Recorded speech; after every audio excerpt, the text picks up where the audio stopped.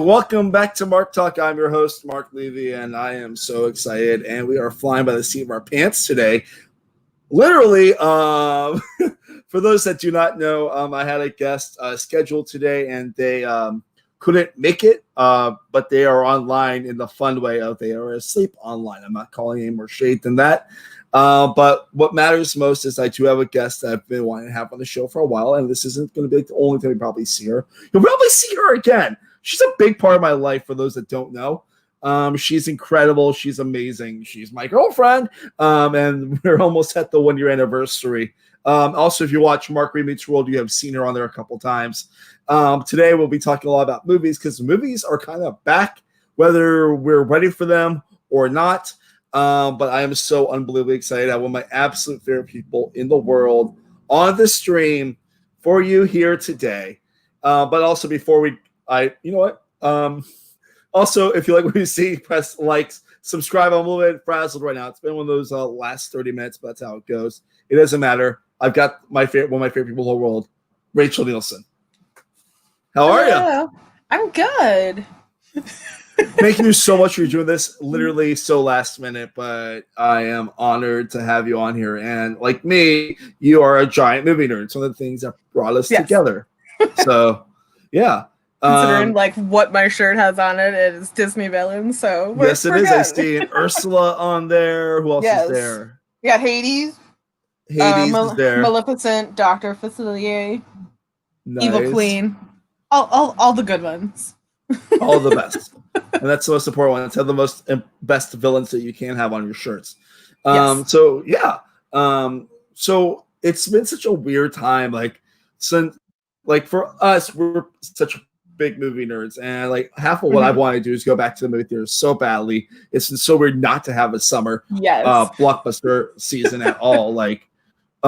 Because like movie theaters are opening up again this week. We do have a major movie that I'm very, very excited about. I know you're very excited about coming out on Friday on VOD and in some theaters. Yes. And we will watch it on Friday from our own homes because I'm not going to a movie theater until I feel safe enough. And that's coming from a person that works at a movie theater. Because Tenet's coming out in like 10 days or so. That's going to be exciting. Tom Cruise did a very interesting screening of it. I don't know if you saw the video of that. Yeah. Well, no, I heard about it. I also know like Christopher Nolan has been will not stream this VOD and won't push it out until next year when a lot of more people can safely go and see it. So I know it's been a point of contention between a bunch of my movie nerd friends because people they want to see the movie. That's not the issue. Yeah. But they want to be able to go see it safely and want to make sure that they can enjoy it and it's an original intent. And I know that's what Christopher Nolan wants. Yeah. We all just want to be safe going to the movie theaters, friends. That's it. I mean, it's part of the communal aspect, but it's also do I want to get sick in the communal aspect? No. Right. You don't. And it's so today's, as you found out 30 minutes ago, Rachel, we're doing top 5 lists of favorite types of genres of movies. Yeah. And we'll discuss them. One of them you don't have much to say because it's not your favorite genre. Right. But we'll get there. Yeah. Yeah. I scrambled at the last minute to put these lists together, so be kind because this is basically I know you will be, but this was basically being what do I know about these categories? Yeah, no, I'm not gonna lie. Last night I was doing it while being busy, and I'm doing Google searches of making sure I one of these categories is not the easiest one to fill out. Some of them are pretty easy to fill out, but one of them I think is. We'll start with the broader categories and get more and more specific until we get to a movie a category that I'm very excited to talk about at the very end. But we're gonna start off with top 5 R-rated teen comedies. This could be a sex comedy. This could be anything that qualifies as an R-rated teen comedy. And I guess what we'll do is go 5 to number 1. Okay. So for me, number 5 is going to be a good stand. And also, if you're in the audience and you want to make a comment, please make a comment, and I will share it up there if with your favorite teen comedy or whatever you see, and I will gladly share it up on the screen. For me, number 5, it started all for me. American Pie. So, fun fact, I don't have any of the American Pies on my list. It's the only American Pie I have on my list, so don't worry about that. Like, it was kind of like, so I remember when American Pie came out, and it was like a really big deal. It was a one huge of deal. kind of, I mean, there's been similar movies to that or that genre. Like, they kind of started for a while. I mean, one of the OG like teen comedies is on my list. At least I think so. But like American Pie was kind of one of those things where it started and then it was like sequel, and then you get like American Wedding and all of like it started that whole thing. I know like we're probably gonna talk about this as well if it's on yours, but like it was kind of in the vein of like Scary Movie and stuff like that. They were trying to kind of figure out the next thing, yeah. Yeah. But you have a lot of heavy hitters in that movie. I mean, you have Eugene Levy, you have Jason Biggs, you have Scott. Like, you have some great comedic actors in that movie. Yeah. So what's your number 5? My number 5 is Sorority Boys. Oh my god, we thought that movie in forever. That's the one with Harley Williams and the Lex Luthor guy from Smallville. Yes. Yeah. So Harley Williams, he's great. And then his name is what is his name? Oh, Michael Rosenbaum. That's his name. And then the actor who was in Seventh Heaven, and I can't think of his name off the top of my head, but I remember that movie because so like I really like it, and I think it's just really funny to see. Like, I mean, the whole bit was these guys want to score with these women, and so they dress up in drag to be in the sorority. Like that's the main plot. Yeah. And I mean, it's just like what's gonna ensue. It's like guys trying to wear heels or guys trying to do this. So I mean, like, it's by no means the best movie, but like it's just funny to watch. It's fun. And like that's the thing about these like R-rated teen sex comedy genre. Like as long as it's fun to watch, it goes up very, very far in my book. You'll see that actually my number 4, which I believe my number 4 is. Yeah, my number 4 is Sex Drive. I don't know. Did you see that movie? It came out towards the end of our time in college, and it's got Clark Duke and some other guy, and it's just a very silly, like broad teen comedy with Suri from 30 Rock in it. And it's hard to explain, but it's one of those movies where if you saw it, you love it. Mm-hmm.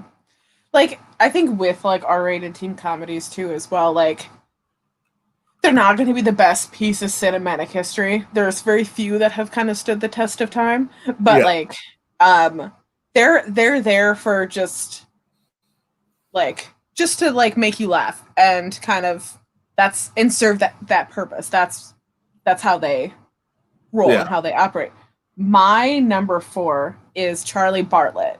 I really, really liked that movie. That had Anton Yelchin. Yeah. And it also I believe Robert Downey Jr. played the principal. And like I liked that movie just because I thought it was a good take like on your standard teen comedy. Like this kid is just trying to like, I mean, he's way too smart for his own good. He's trying to figure his way out in because I think he's in a private school. I haven't seen it in a while, but like he's in a private school and he's just trying to figure it out and get through it. And so I enjoyed that. Like it was on. I thought it was just smart. It was on. Like I think it was on TV the last time I watched it, but yeah, no, I enjoyed that movie. Okay, cool. Number 3 for me is like one of the smaller known like road trip comedies out there, but I fucking love this movie so much, and I will defend this movie. It's like my dying day, and also it's an amazing soundtrack. What? You will die on that hill. I will die on this hill. I've died on this hill so many times since 2004 when this came out. Euro Trip. I love Euro Trip. I think it's so funny. It's so dirty. It's so silly. It's got some of the funniest one-liners I've ever seen in a movie. I actually love Euro Trip so much. Fun fact, I have actually not seen Euro Trip. I think you might like it. I'm not positive, but it's definitely one of those movies that like I have friends of mine that are Catholic, and I know you weren't raised Catholic, but like that were raised religious, and like, oh, this is pushing boundaries in a bad way. So to go off of that, like it's so funny because a lot of these romantic teen comedies, like I came from where I come from. That's the right tense.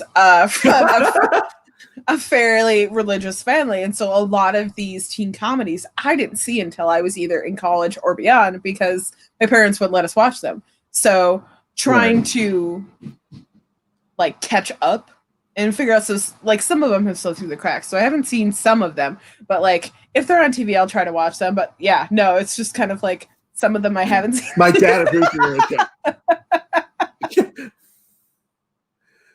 I just saw that, like, yeah, but like you're trying to fill the gaps, yeah, which is important. Right. And so like I'll find things here and there. My number 3 is Booksmart. Is that on your list? So good. It's so good. That's my number 2. So okay, so we're close. We're close. Yeah. But no, I really enjoyed Booksmart. I thought it was definitely a really good take on kind of a teen comedy, and I like where teen comedies are going now, and not more of the frivolous teen comedies, but actually dealing with a lot of issues that teens are facing. Because I'm not gonna lie, I don't think I would make it through high school if I had to go through high school with some of the things that teens are having to go through now. Like we didn't have Facebook. We didn't really have social media. So. Yeah. Like we did through college. Yeah.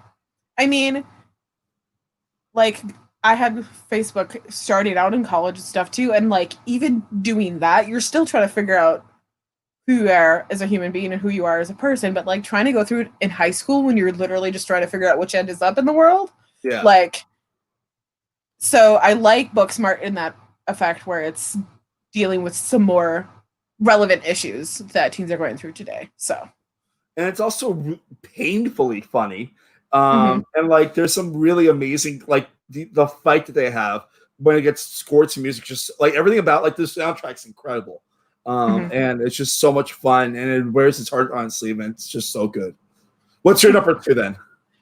So my number 2, hold on my phone. My number 2 is Breakfast Club. Oh, it's so good. I saw that as a younger kid because this is on TV all the time. But like Breakfast Club, they delineate so many of the stereotypical, like you have the jock, you have the smart kid, you have the nerd, you have the rebel, you have all of these things. And like that movie has, I think, stood the test of time. I mean, like it's still fairly relevant now. I mean, because everybody is so quick to label people. Everybody's so quick to put everybody in their own specific box. And so I like that. Also, like how young some people are, like how young Emilio Estevez is and Anthony Michael Hall. Like, and then you see them today, like you see Anthony Michael Hall today, and you're like, is that really the same person? It's true. Yeah. It's true. It is like, really and true. I know people age. I get that, but it's just like you're like, wait, what?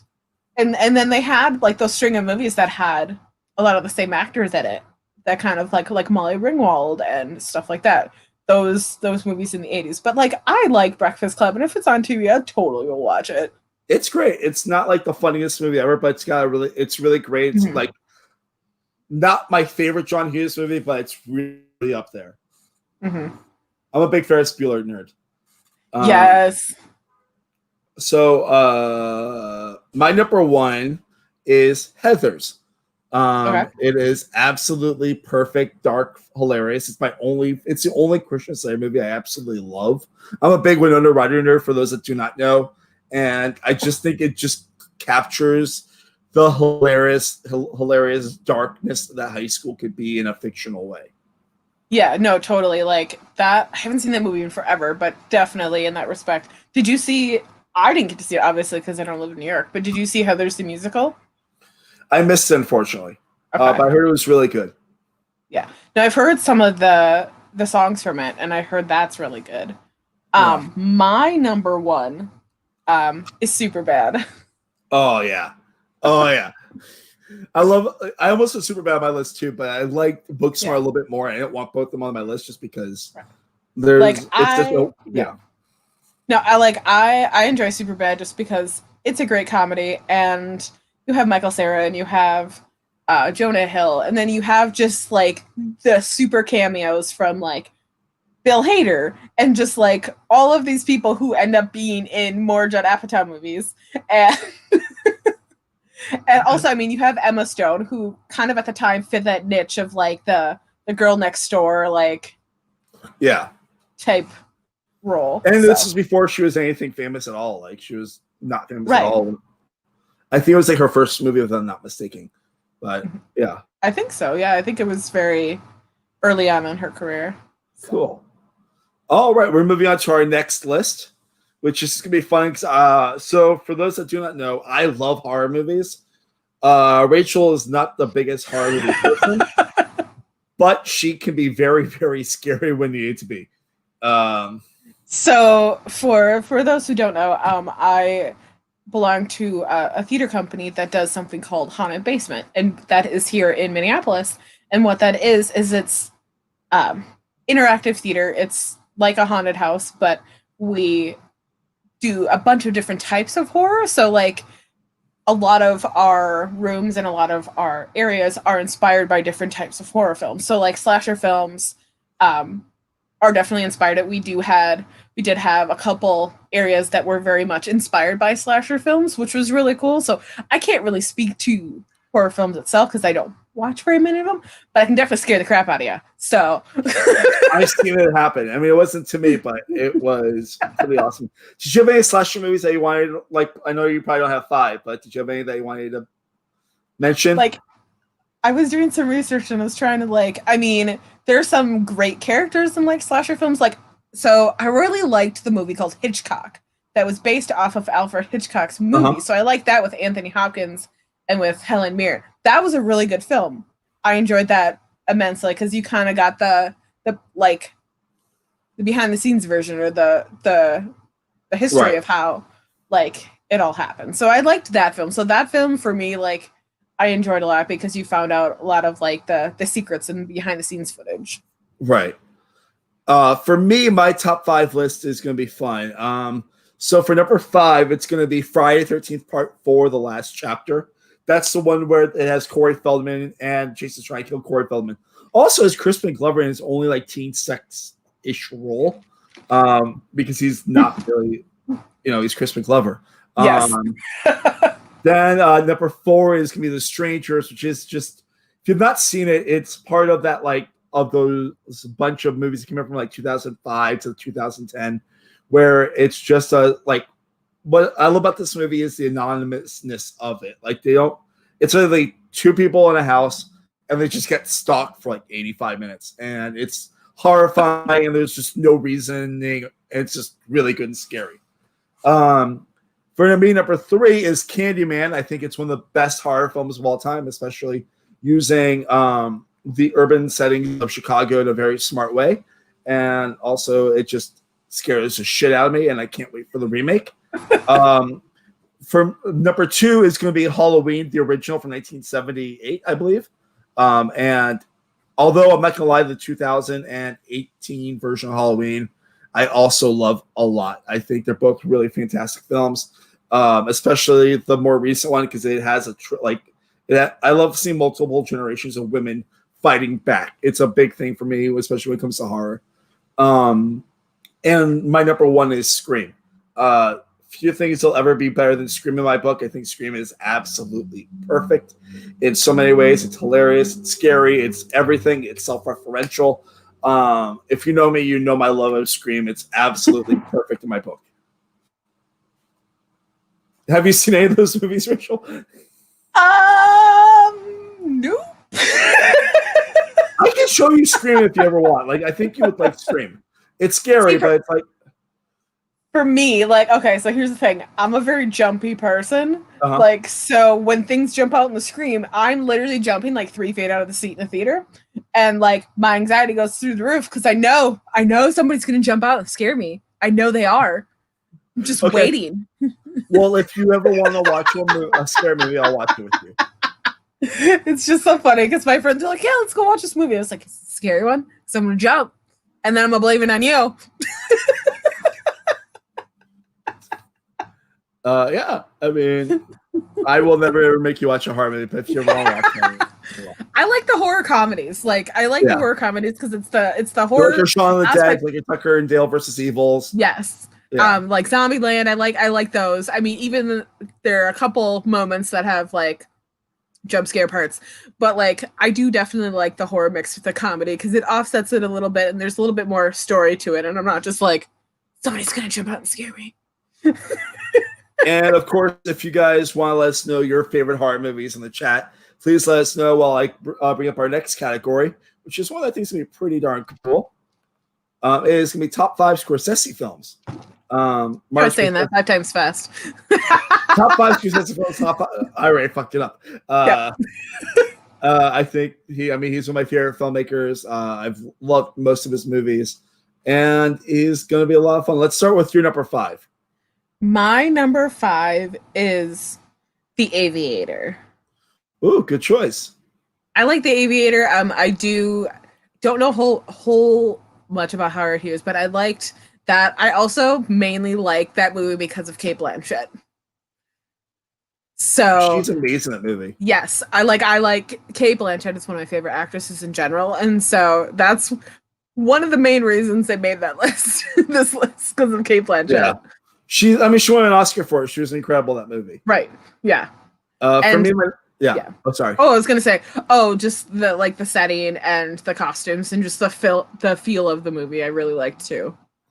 Yeah. For me, my number 5 is The Irishman. It's a lot of fun. It's a little bit long, but it's a very interesting, good long. I saw it twice in theaters. First time, my back was all kinds of fucked up because I saw it at the Belasco Theater in the second row in a giant screen. I'm just like, like I was loving it. But then the second time I saw it in a reclining seat in the movie theater, and I was like, this is a lot more enjoyable. But yeah. The Irishman's actually number 4 on my list. Because I watched it on Netflix when it came on Netflix, and like it is a long movie, but like this is what you expect from Martin Scorsese. So like it definitely holds that place like as a really good film that he's done. And it was very like the world building and everything, and it's just like you're watching and it's just steeped in Scorsese. That's a new catchphrase, steeped in Scorsese. But yeah, no, it was very not stereotypical is not the right word, but like just very reminiscent of like true Scorsese directing in film. Of course. It's just good.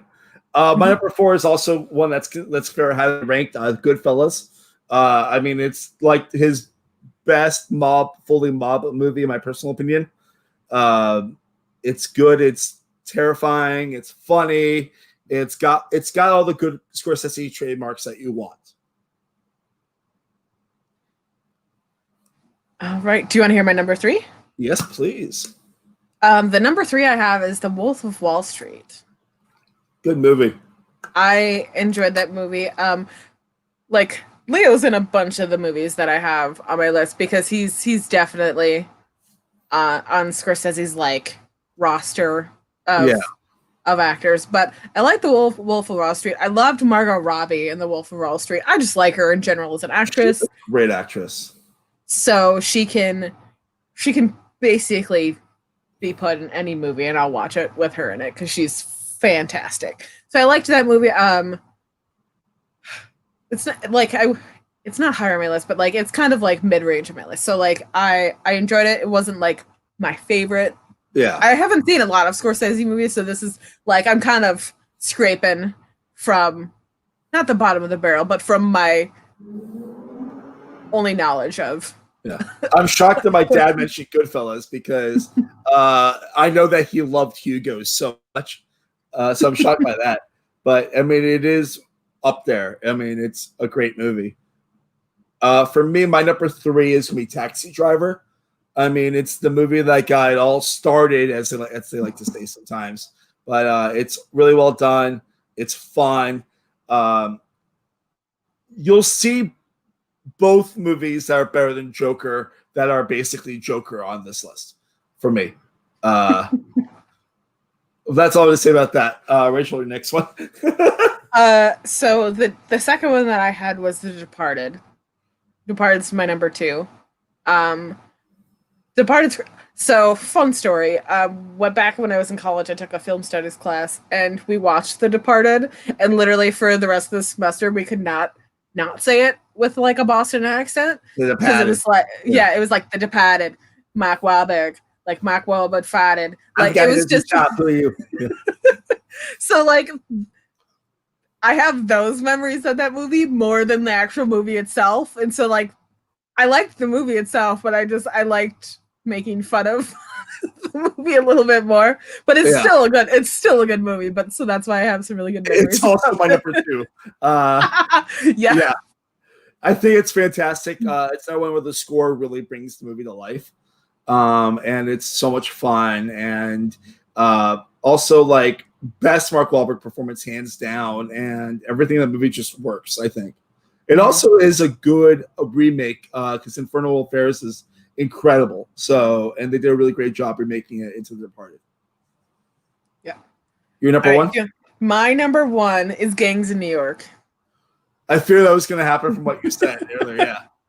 No, I like Daniel Day-Lewis is just ridiculously great in this movie, like acting wise. And I do respect Daniel Day-Lewis a lot as an actor because he has his own acting style and he sticks to it. And like you get these amazing performances out of him. And he's a very like introverted person in general, but literally he loses himself in a character and is that character and is that role for that film. And like, so that dedication, I mean, you put him next to Leonardo DiCaprio and you get Cameron Diaz as well. Like that's, and it took me a second because I forgot Cameron Diaz was in it for a little bit, but like that, I just like that movie and the world that they build.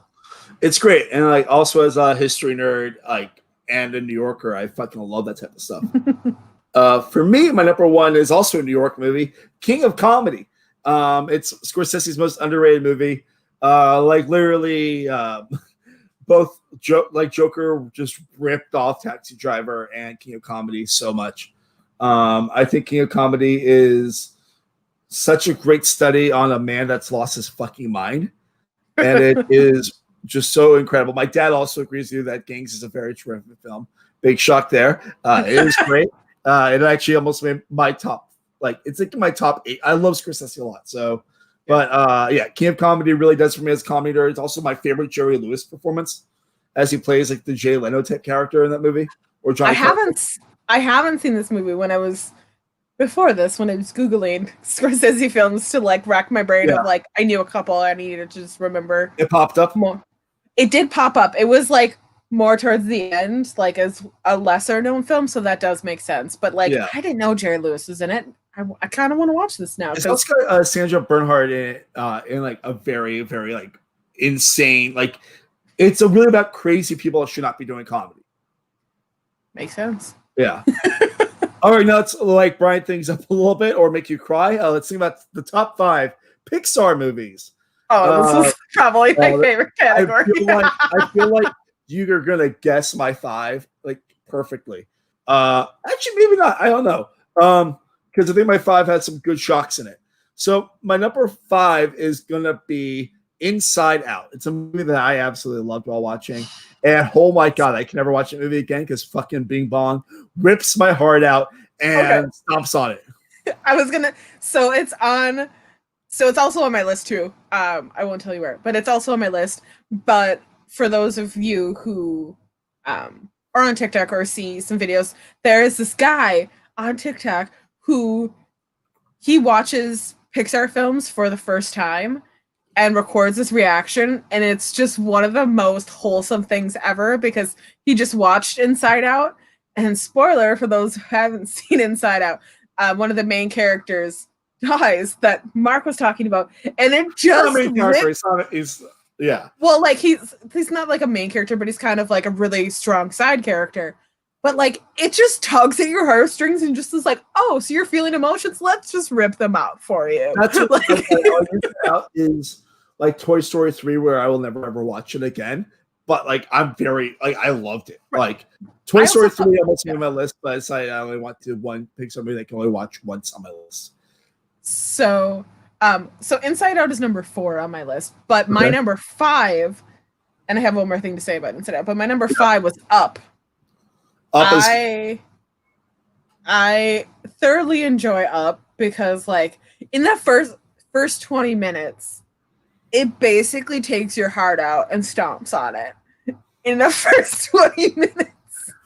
Well, I love the opening like 8 minutes of the movie, and then like it starts going and like it's so good, and then it's just like, okay, we're good, and then it's just like that's my issue because I think the opening is incredible, and the movie just figures out. It's so good. And fun fact: the first time I saw this movie was in college, and I decided to go on a first date with somebody. It obviously didn't work out. They're married to somebody else now, but you've been dating me for almost a year. Yeah. So, but I went and saw that movie in 3D, and I have glasses, and I was wearing the 3D glasses over those glasses, and I'm a very emotional person when I go and see movies. So that movie happened, and I'm trying not to like cry, during the first 20 minutes of the movie, and it's not happening. It's not happening. I'm happy you agree. Yes. Yeah. My dad cried at Toy Story 3. And he does not cry very many movies. Like I don't talk about this too often, but like my experience watching Toy Story 3 was Saturday afternoon, like opening Saturday in Astoria. And I like to call this the sold out showing for adults, as in there were like everyone was by themselves and there was like 2 seats between everyone. And there was like a family scattered here and there. And it was like probably about like 40% full, but it was definitely like full. And like everyone's having a good time, and then the last like 20 minutes happens. Just like, oh. Yeah, we saw that movie in theaters. I think I saw it. I don't know if I saw it with my family or if I saw it like with friends, but like I couldn't do it. Like it's not a matter of if I'm gonna cry at a movie; it's when. Like, let's be real. Like, for me, my number 4 is The Incredibles. It's just so much. I just watched that yesterday. It's so much fun. It's got such a good heart, and it's just like the absolute best. Yeah. Everyone fucking cries in Toy Story 3. You just watch it and you just start crying. The Incredibles is not a cry-y Pixar movie. You won't get emotional, but it's not like the most like emotional Pixar movie ever made. I really I watched it yesterday because it was on Disney Plus, but like I like that movie because it's your like I do enjoy it, like a superhero type movie, like animated, that both like adults and kids can like, because adults are like, oh, this feels really cool. And I mean, they definitely put jokes in there for like that adults catch and that just go over kids' heads. But like I enjoy that movie. And there's some great actors voicing these characters, like Samuel Jackson, you have Craig T. Nelson, you have Holly Hunter. Yes. Yeah. Yeah. And then like it's just it's solid. Like it's a solid movie. My number 4, like I said, was Inside Out. Yeah. I really liked with Inside Out how it explained emotions and feelings. I really, really liked that because as an adult, like it put it so clearly. Like you have these different emotions and this is how it's like working in your brain. Mm-hmm. Also, it had the Minnesota connection. So like that also made me like tear up because like and so like that whole movie just like it was so I think I saw that by myself and I cried like nobody's business. Like it was just the last part where like it's such a good movie. Such a good movie. For me, my number 3 is another big tearjerker in Pixar. Coco.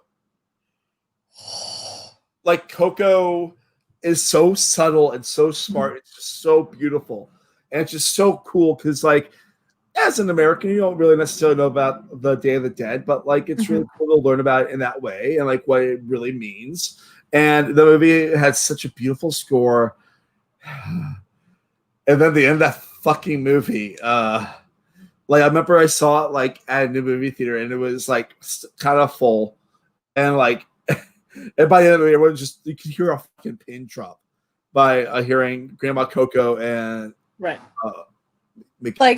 I feel like adults going to see Pixar movies are more likely to cry than the kids because the kids don't understand. Like, I mean, they understand what's going on, but like, especially like people around our age, like nostalgia is huge, and like seeing all of these things, like take me to a Pixar movie, I'm gonna cry. Yeah. Like, my number 3 is a movie that I really like. It's Wally. I like Wally. Wally's great. Wally's Like, to have that connection between two robots that hardly speak words it's almost like a silent film in that regard. I mean, there's almost no dialogue for the first 45, 50 minutes of the movie. Right. And I will watch it every single time. And it's also interesting to think, like, could our world get to this? Like, in that respect, where it's the reason why they left Earth is because we were destroying the planet. Yeah. And yeah, no, it's so interesting. And then, like, they have a real. Yeah. Yeah. Like, but Wally is so cute and so adorable and just, like, so full of heart for a robot, a tiny little robot. Yeah. Like, and then when he meets Eve and he's just, like, falls head over heels in love with Eve and, like, will literally, like, risk life and limb to do anything for Eve. And it's just adorable. Yeah, it's really fantastic. I promise at the last time we were talking about that movie. For me, my number 2 is Toy Story 2. God, these movies are so hard to rank above each other or under each other. All three of the original Toy Story movies are absolutely fucking. There's 4 of them. The 4th is really good, but I don't think of it as perfect. I think of it as a really good epilogue. Like, that's where I'm on Toy Story 4. But, like, Toy Story 1, game changer. Toy Story 2, like, what they added in Toy Story 2 is just so good. And, like, it was really cool seeing, like, more of, like, Woody's show and stuff like that. Mm-hmm. And Toy Story 3, I could, if I talk about Toy Story 3 too much, I'd make time. Like, so that's a very real thing for me. So my number 2 is Monsters, Inc. I love that film so much. It's like, you get Billy Crystal and you get John Goodman. They play off each other so well. And, like, to create this world where monsters live and, like, they're just regular, normal, like, people with jobs and doing stuff. And then this tiny human child comes into their life and they think it's, like, this awful thing that's gonna kill them. And they fall in love with the human child. And they, like, that movie, the end, like, the last half hour of that movie just wrecked me. Like, I can't. Like, it's just, really, like, it's so good. And then I remember when Monsters University came out and all these kids were excited. I was like, no, we've waited 10 years for this prequel. Like, sorry, little kids. We've waited, like, 10 years for this prequel. Like, we're going. My number 1, you've heard it mentioned already, Wall-E. It's absolutely perfect in my book. I can't think of a better Pixar movie. The way it tells the story without words is just absolutely perfect. It's just, everything about it is just warms my heart. And I, as a sucker for love, that will always get me. And also, it's got, like, a really, really good Fred Willard performance in a very small amount. Oh, yes. But I can talk about Wall-E all day. And I could too. I saw the movie. I saw the movie 6 times in theaters. I think I only saw it, like, once or twice because I think, like, when it first, I can't remember when it first came out, but, like, it was definitely a good film. But I think I fall in love with it more now as I've gotten older. How good of a movie it is, just like the production value of it, and, like, like you were saying, for the first 45, 50 minutes. There's hardly any dialogue, and it's still, you understand completely what's going on. It's still a great movie. So my number 1 is just all of the Toy Story films, because I literally could not, I wanted them on my list, but I could not choose a spot, and all the other ones I loved as well. But, like you said, so Toy Story 1 was the OG. Like, that was something that we hadn't seen before in a really long time, because, like, I love Disney animated movies, but, like, obviously I'm wearing the Disney shirt, but, like, I love the Disney animated movies, but Pixar kind of changed the game with Toy Story. Right. And, like, you have Tom Hanks, you have Tim Allen, who are just, like, great voice actors for these characters, and then you have all these other great voice actors. You have Wallace Shawn, and you have John Ratzenberger, and you have, I'm trying to think of the other, like Mr. Potato Head and Mrs. Potato Head and all of these. Don Rickles. Yeah. Yes. And so you have all of these amazing actors voicing these characters, and like it's such a simple concept. If a kid has toys, what happens when he leaves the room? Like, they come alive, and then they go on this adventure and have to save each other, and like then you go through this like saga of Toy Story 1, 2, 3, and 4. And yes, Toy Story 3. Like, I can't do it. But no, like the Toy Story films, I grew up with them. Like, the first one started when I was younger, and then like a couple years later, that one came, and then I feel like Toy Story 4 was a good epilogue on the whole Toy Story saga. Yeah. Yeah, it's not a normal sequel. Yes, Joan Cusack as Jessie too. Oh my god, I love Joan Cusack as Jessie. Yeah. She was great because like she just came in just full of sass. And then Jodie Benson was the Barbie. Found that out the other day. I did not know that. Jodie Benson was. I love Little Mermaid and I love Jodie Benson. Mark knows this. So the first thing I ever bought Rachel, I went to Comic-Con in New York and waited for 90 minutes to meet Jodie Benson. And Jodie Benson never heard my name. I was just like, I'm a big fan of you, but my girlfriend's a bigger fan of you. And I got her a signed photo from Jodie Benson. I have a signed aerial photograph, which is literally one of my most prized possessions. And the first time Mark and I had met in person in a year and a half, he hands this to me. And I was legitimately speechless because I was just like, my brain couldn't process what was going on because The Little Mermaid had been such a big part of my life for a really long time because I normally have red hair, and like as a kid, like I had the Little Mermaid sleeping bag, doll, and I thought it was like the best thing ever, and I still do as a grown-ass adult. But yeah, so like when I found out Jodie Benson was the flight attendant Barbie, and I was just like, it blew my mind. It was great. But so like these movies are just rooted in like Disney culture. Yeah. I just really want to like, I want to like go like Toy Story Land and like Disney. Yes. And like ride Slinky Dog and all that stuff. Like it's just gonna be so cool when that finally happens. It's pretty great. And now we're on to our final list.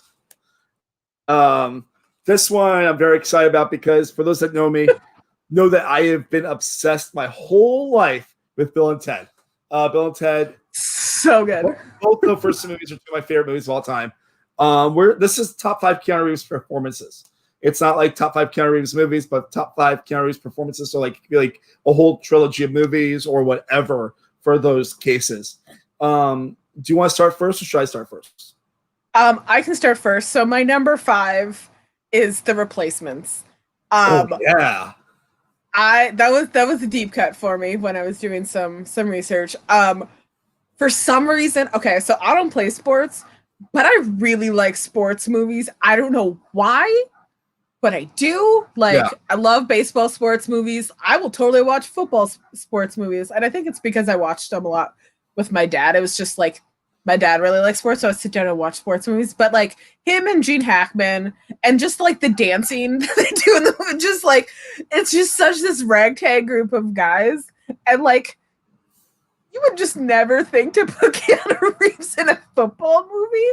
Like, so for some, just it works for some strange weird reason, and so that I do like that movie. For me, it's going to be a deep cut, actually. It's a movie that a lot of people have not seen. It's Alex Winter's directorial debut, and he starred in it too, called Freaked. Keanu Reeves plays an ensemble role, like part of the ensemble movie, as Ortiz, the dog boy. If you've never seen Freaked, you have to see Freaked. It's like perfectly weird early 90s. What the fuck is happening? Like comedy. And it was also really cool because when I saw we had a screening at my job a few years ago, and the host knows Alex Winter, and we had a Skype call with Alex Winter, and this was before Bill and Ted Face the Music started production, and I'm like, can I please be in this movie? And he's like, well, you have to audition, but like he told me about how it was coming along. That's awesome. Yeah. What's your number 4? My number 4. Okay, so you don't see Keanu Reeves himself, but you hear his voice, and the movie has his namesake. It's Keanu. He's like 4 words in the whole movie. It's a great movie. I love that movie so much. It's so great. It's such a good vehicle for Keegan-Michael Key and Jordan Peele, and it's about a cat and how the lengths they go for this cat, and it's great. And then, like, spoiler, at the end you find out that the cat's voice is Keanu. Like, Keanu Reeves. And I want to know how this phone call went with Keanu Reeves. Be like, so we're doing this movie. He's such a chill, nice guy from what I've heard. Right. Like, And so, I've like, that have worked on the John Wick series, and they've all like said the exact same thing, that he's like a super nice guy. Right. And so, like, I also think that Keanu Reeves' performance as in Much Ado About Nothing as Don, it's Don Juan. Yeah. Right? Yeah. He should not have been cast in that, but like he gave it his best try. He'll always do his best. For me, my number 4 Keanu Reeves is The Matrix. God, I'm a sucker for the first one, and I really like the second one. Third one, I've not watched in a few years. I'm a little bit afraid to, but I think that The Matrix does so good with what we love about Keanu Reeves as an actor. Like kind of that weird like mysticalness about him. And the first one's really amazing, and the second one deserves a rewatch. If you've not watched it recently, it deserves a rewatch. Yeah.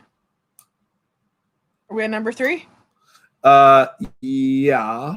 Okay. Yeah. So my number 3 was also The Matrix.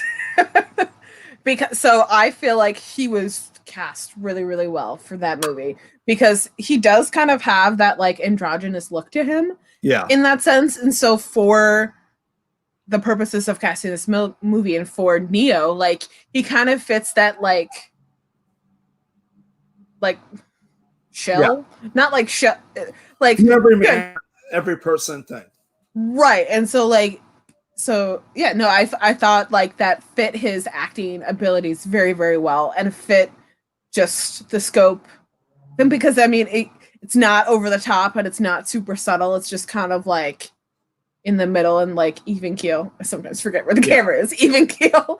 But no, like it's great. And like I really need to rewatch those movies. I haven't watched them in a really long time. They definitely deserve to be seen on a bigger screen, just because of that whole world in general.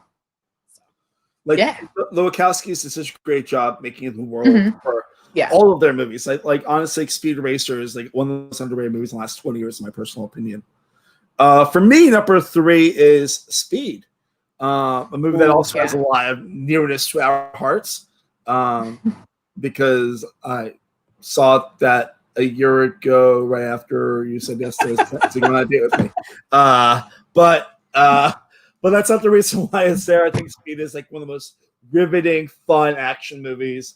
And if without Speed, you don't get like a lot of movies, some of them good, some of them bad. But I think Keanu Reeves is so goddamn good in that movie, and it's just so much fun watching that movie be a movie. And that movie just rocks so hard. It's a great action film, and him and Sandra Bullock play off each other really, really well. And it's just kind of one of those things where, like, them being in the bus. Yeah, they're in the bus, and then the bus is like speeding down the highway, and it's just kind of like the stakes are so high. And what's also cool about that movie is a lot of those actors on the bus are like well-known character actors. Like Alan Ruck is on the bus. Cameron from Ferris Bueller. Like there's a lot of really interesting actors on that bus. Yeah, no, it's great, because you're just like, it's really high stakes. You're like, all right, what's gonna happen? What's going on? Are they gonna? And so it's just like, it keeps you on the edge of your seat. It's a very classic like action flick. Like it's really solid. Yeah. Okay, I'm out to number 2 now. My number 2 is just the John Wick films in general. I think I flip-flopped on 2 and 1 personally. I'll tell you that. But you continue. Yeah, no, the John Wick films, like, I've only watched some of them recently, because like I wasn't really in my like wheelhouse of films, but like I had so many people tell me, you need to watch the John Wick films, and like Keanu Reeves crushes it in those films. He is so good in those movies. just crushes it. And then I see some YouTube videos about how much training he's done for those movies just to like have those skills and be able to do some of the stunts and be able to do a lot of like the gun work. And like it's insane. It's insane because it's so good. Like it's hard for me to like explain it, but it's solid action. Like it's your solid action flick, and like he embodies that character so well. Also, I had the privilege of seeing 1, 2, and then 3 all back to back to back when 3 came out, and they also build off of each other so well. They're just 3 amazing movies, and like I'll talk more about that in a few minutes for sure. For me, my number 2. God, this hurts to put this in number 2 because this movie is. I've got like 4 shirts of this movie, and I own some. Like this movie shaped my life more than most things in my life. We're talking the Bill and Ted characters because, like, honestly, like nothing. The fact that those are considered kids movies is so insane to me. Like the first one kind of is, second one's not, but like they're both PG. And both how him and Alex Winter play off of each other is so incredible, and the world they created is so funny and so strange and so dark. I mean, like the sequel is literally like they're like the Seventh Seal is like the least insane thing about that movie. Like the fact that the Grim Reaper is death from the Seventh Seal is like the least weird thing about Bill and Ted 2. Yeah. So we swapped. Yeah, I know we did. We swapped 1 and 2 because like Bill and Ted is probably one of my favorite movies of all time. I had this cereal as a kid. So my dad was really interested. He's still alive. My dad is very instrumental in shaping kind of my love of classic movies. It would always be, here, you need to watch this. Like, don't tell your mom I'm letting you watch this. Here, let's watch this. Here, let's watch that. Like, I watched Trading Places way before I probably should have. I watched a lot of these movies Blues Brothers way before I was supposed to. But like, Bill and Ted is just a good. Like, the first one is my favorite. The second one is good. It's definitely weirder and a little darker, but still just as good. But it's probably like my favorite Keanu Reeves acting performance because it's his most like animated and like I'm trying to figure out like the best. What's so good about him in The Matrix in the opposite sense? Oh, for sure. Because like you compare those two and it's like night and day. And then I love the music and I love like the 80s vibe to it. And it's just like, and then the princesses and it's just, and then you have George Carlin and then it's just a good film. Like everything about the Bill movies just works wholly, like 100%, like perfect. And then they do their like report at the end of the movie, and it's just a culmination of like everything that they have gone through the movie. And then they're like, we have to save the world, like after the report, or like see you later, Bill and Ted. So for me, obviously, my number 1, barely John Wick, just because. I think it's because the fucking dog. Like the fact that this all happens because of a dog. I don't know. Like give me a good action movie and I'm so well fed. You know what I mean? Mm-hmm. But like, there's nothing wrong with any of the 3 John Wick movies. They all build on each other well. The third one's not my second. The second one's my favorite. But like, they're just so good. Yeah.